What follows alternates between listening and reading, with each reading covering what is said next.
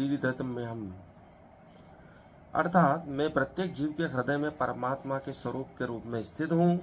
जैसे ही कोई किसी देवता की पूजा करने की इच्छा करता है, मैं उसकी श्रद्धा को स्थिर करता हूँ, जिससे वह उसकी विशेष देवता की भक्ति कर सके।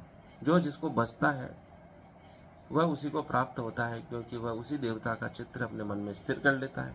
क्योंकि परमात्मा सभी जीवों के हृदय में सूक्ष्म रूप से निवास करता है।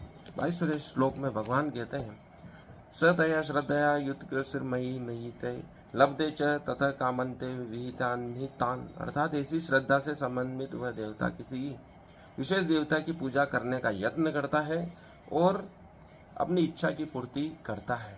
किंतु वास्तविकता तो यह है कि ये सारे लाभ केवल मेरे द्वारा प्रदत्त हैं। सब कुछ है वह परमात्मा ही है। चाहे किसी भी देवता की पूजा करो, अंततः वह एक ही परमात्मा को प्राप्त करता है।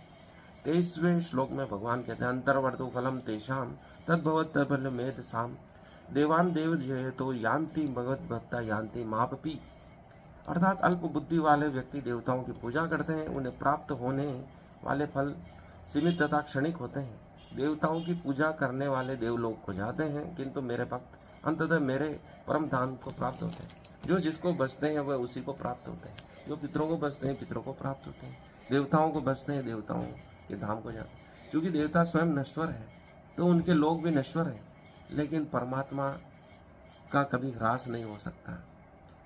ऐसे धाम को प्राप्त कर मनुष्य भी मोक्ष को प्राप्त करता है, उसका कभी नाश नहीं होता, न उसे जन्म लेना पड़ता है, न उसकी मृत्यु होती है।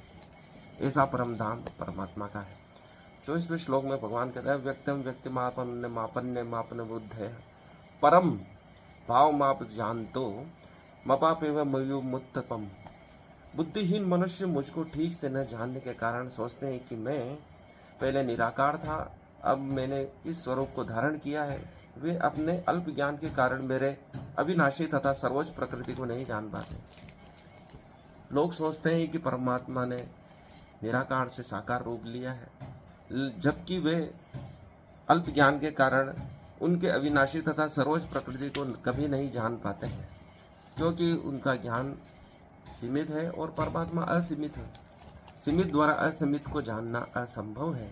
इसलिए भगवान कहते हैं कि वह अपनी अल्प बुद्धि से मुझे नहीं जान सकते। 25वें श्लोक में भगवान कहते हैं, ना हम प्रकाश सर्वस्य योग माया समावृत मूढ़ोयम नाभि जाननति लोको माम वज्जयम।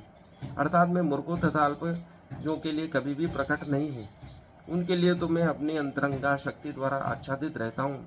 अतः वे यह नहीं जान पाते कि मैं अजन्मा तथा अविनाशी